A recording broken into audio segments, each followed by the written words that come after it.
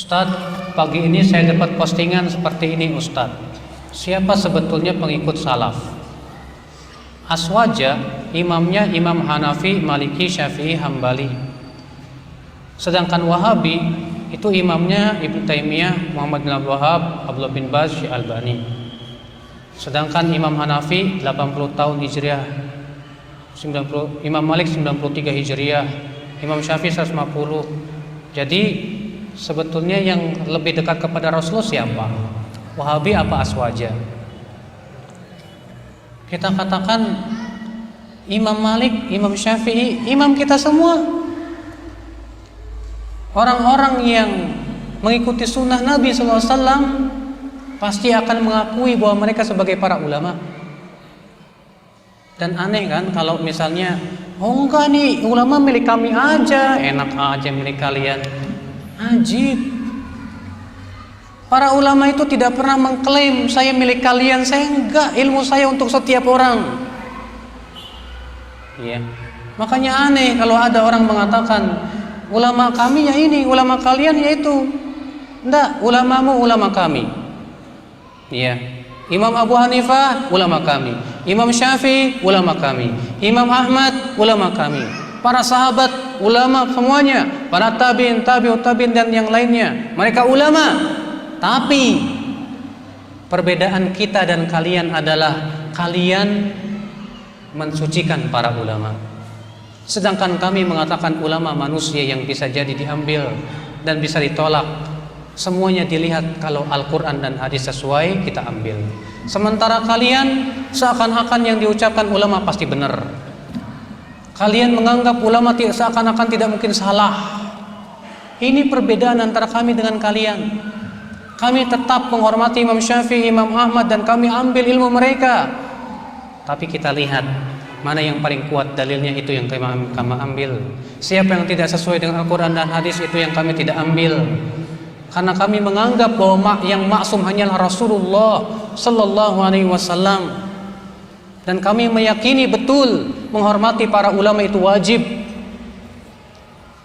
Tapi tata cara menghormati bukan dengan cara takdis, pensucian melampaui batas, gulu berlebih-lebihan, seakan-akan ulama bagaikan nabi yang tak pernah salah. Bukan begitu caranya ya akhwat Islam, azakumullah wa iyyakum. Iya. Dan ya akhi, julukan Wahabi itu sebetulnya siapa sih? Antum perlu ketahui, kata-kata Wahabi itu sudah muncul sebelum firqah Wahabiyah itu sudah muncul sebelum Syekh Muhammad bin Abdul Wahab lahir. Karena Syekh Muhammad bin Abdul Wahab lahir pada 1115 Hijriah. Sementara fatwa tentang firqah Wahabiyah itu sudah ada di abad ke-5 Hijriah, yaitu Ibnu Lakhami, di mana beliau ditanya tentang masjid yang dibangun oleh firqah Wahabiyah.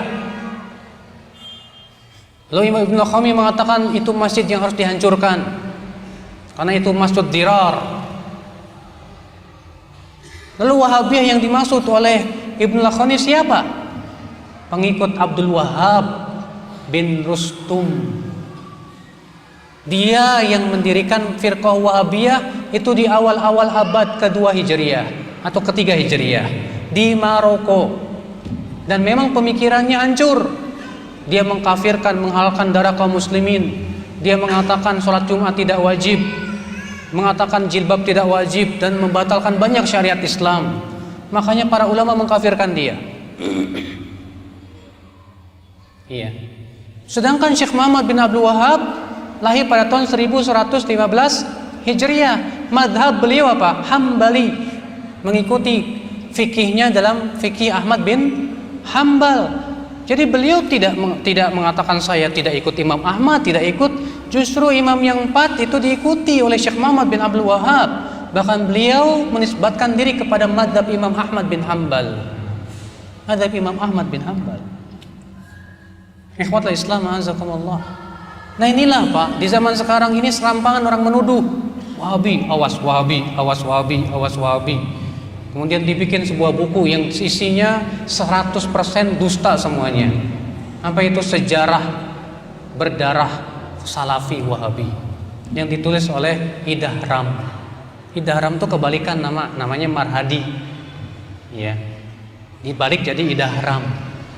Itu orang Tanjung Priuk Pak di sana. Iya.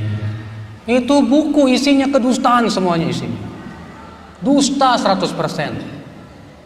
Dan alhamdulillah sudah dibantah oleh banyak ustadz, diantaranya Ustadz Firanda, Ustadz Sufyan bin Khalid Rurai, demikian pula Ustadz Waskito. Ya, itu sudah dibantah buku tersebut. Tapi kemudian buku ini yang kemudian dijadikan patokan oleh mereka. Ini nih Salafi Wahabi bahaya. Padahal isinya memprovokasi, Pak. Memprovokasi isinya kedustaan semuanya. Sayangnya menjadi apa? Mangsa-mangsa empuknya adalah orang-orang awam yang tidak paham sama sekali.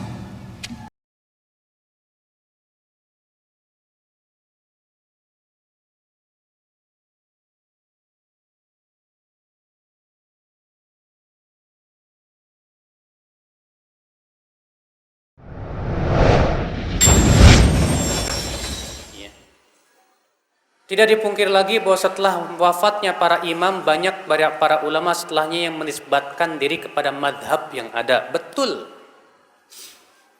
Ya. Imam Ibnu Hajar Asy-Syafi'i, Imam Nawawi Asy-Syafi'i, Imam At-Tahawi Al-Hanafi, Imam Ibnu Qudamah Al-Hambali, ya. Imam Ibnu Abdul Bar Al-Maliki. Lah, berarti mereka fanatik madhab dong? Tidak. Kenapa mereka dinisbatkan kepada madhab? Dengarkan penjelasan Ibnu Qayyim dalam kitab Ilamul Muwaqqi'in. Mereka dinisbatkan kepada madhab karena pokok-pokok fikihnya lebih condong kepada salah satu madhab. Bukan berarti mereka mengikatkan diri dalam satu madhab tidak keluar. Tidak. Makanya kata Imam Ibnu Qayyim, orang yang tidak memahami pokok-pokok madhab tidak boleh dinisbatkan kepada madhab siapapun juga. Maka orang awam tidak boleh dinisbatkan kepada madhab manapun juga. Sebab yang boleh dinisbatkan kepada madhab itu yang sudah menguasai pokok-pokok madhab. Nah, sekarang di Indonesia banyak, ada nggak paham nggak pokok-pokok madhab Syafi'i? Nggak paham. Bahkan terkadang mengklaim sesuatu ya dari madhab Syafi'i, padahal bukan madhab Syafi'i. Makanya di Indonesia ini Pak, terkadang kita mendapatkan sesuatu yang aneh. Anehnya kenapa? Di satu pihak mereka mengatakan harus satu madhab, tapi di pihak lain mereka ternyata terkadang tidak berpihak kepada madhabnya sendiri. Saya berikan contoh. Di Indonesia kalau habis sholat zikirnya keras-keras nggak? Zikirnya keras-keras, padahal itu madhab siapa? Madhab Hambali. Adapun Imam Syafi'i mengatakan zikir setelah sholat yang syariat tidak dikeraskan. Boleh dikeraskan sebatas untuk taklim saja dan tidak boleh terus-menerus. Sementara yang ada di masyarakat zikirnya dikeraskan terus-menerus. Jadi mereka sebetulnya ngikut madhab siapa ini? Di satu pihak mengatakan harus satu madhab Syafi'i. Loh kayak ente, kok dalam masalah zikir setelah sholat ikut madhab Hanbali gimana? Ya. Banyak lagi permasalahan lain Pak, yang diklaim itu madhab Syafi'i ternyata bukan madhab al-Imam Syafi'i rahimahullah. Makanya ya akhi azakumullah, itu akibat daripada mereka tidak faham pokok-pokok madhab. Makanya orang awam tidak boleh dinisbatkan kepada madhab manapun juga. Tidak bisa. Makanya Ibnu Hajar disebut Asy-Syafi'i. Kenapa? Karena pokok-pokok madhabnya lebih banyak menguatkan pendapat madhab Syafi'i. Tapi apakah Ibnu Hajar mengatakan tidak boleh menyelisih madhab Syafi'i? Antum baca kitab Fathul Bari Syarah Sahih Bukhari. Sering kali Ibnu Hajar menyelisih pendapat Imam Syafi'i. Al-Khattabi Abu Sulaiman, beliau terkenal sebagai seorang ulama madhab Syafi'i di zamannya. Tapi beliau menyelisih madhabnya sendiri dalam 119 permasalahan. Karena beliau melihat madhab lain yang lebih kuat. Imam Nawawi rahimahullah, antum baca dalam kitab Syarhul Muhadzab. Sering beliau menyelisih madhab Syafi'i. Di antaranya tentang masalah makan daging unta. Di mana Imam Syafi'i, Imam Nawawi lebih merojikan pendapat jumhur daripada pendapatnya madhabnya sendiri. Dalam masalah makan daging unta. Iya. Itu kan menunjukkan secara saksi, secara bukti bahwa para ulama tidak pernah mengikatkan diri kepada satu mazhab. Mereka mengikatkan diri kepada Al-Quran dan hadis Nabi SAW. Adapun mereka dinisbatkan kepada madhab karena mereka merojihkan usul pokok-pokok madhab tersebut. Itu mereka dinisbatkan kepada madhab. Iya. Bukan berarti mereka fanatik madhab.